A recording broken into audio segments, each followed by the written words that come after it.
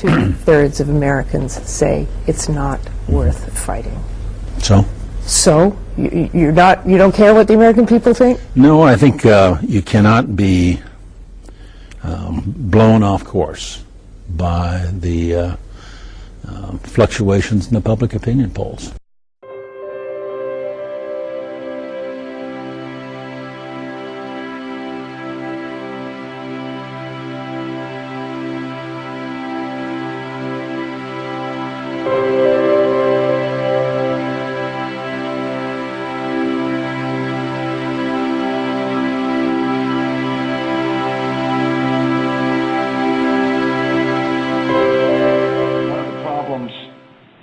Not specifically on this issue, just in general, let's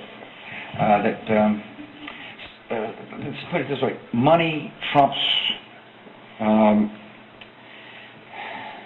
peace sometimes. In other words, commercial interests are very powerful interests throughout the world.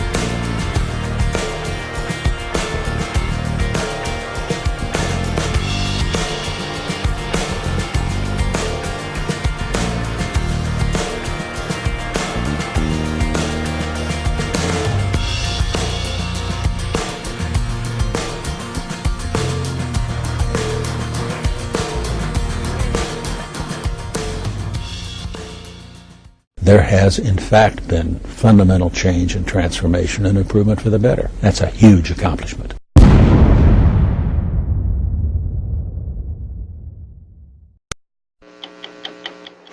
We have heard that 500,000 children have died.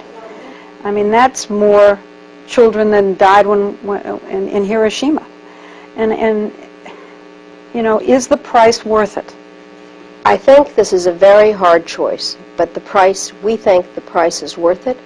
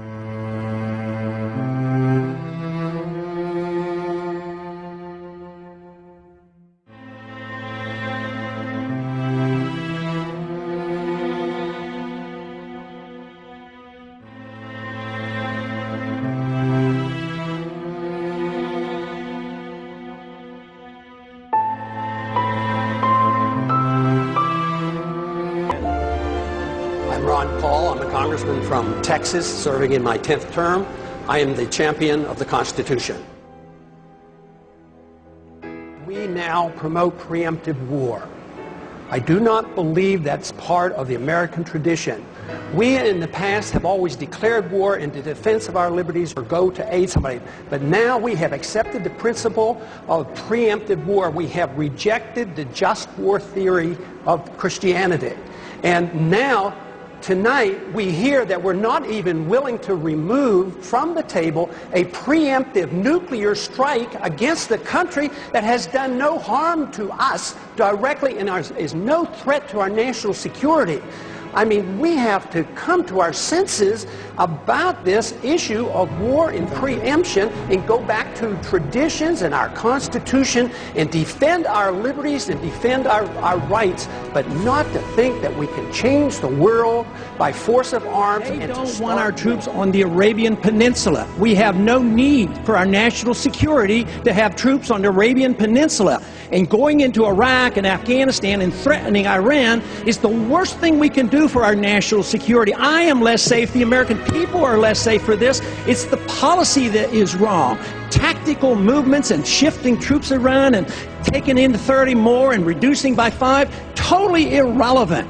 We need a new foreign policy that said we ought to mind our own business, bring our troops home, defend this country, defend our borders. So if...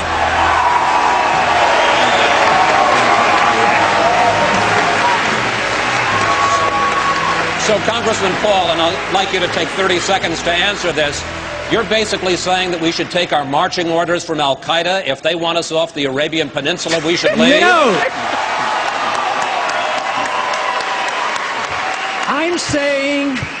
I'm saying we should take our marching orders from our Constitution. We should not go to war. We should not go to war without a declaration. We should not go to war when it's an aggressive war. This is an aggressive invasion. We've committed the invasion of this war, and it's illegal under international law.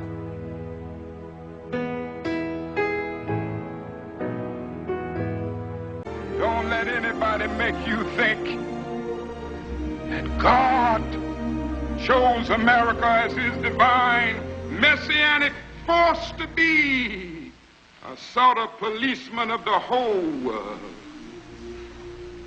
God has a way of standing before the nations with judgment, and it seems that I can hear God saying to America, you are too arrogant.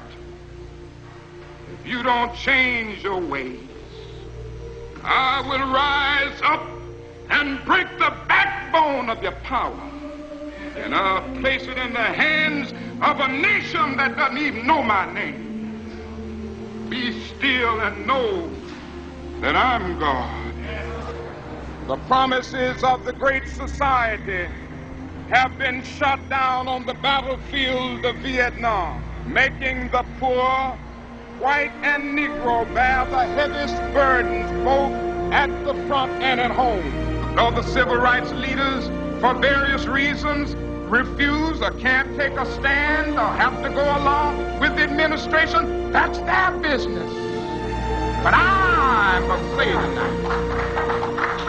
that I know that justice is indivisible. Injustice anywhere is the threat to justice everywhere.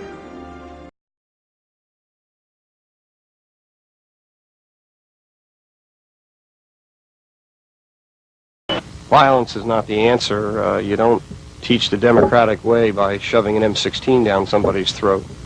If we continue these policies to rob ourselves in order to feed this national security monster, we are going to continue to degrade American life.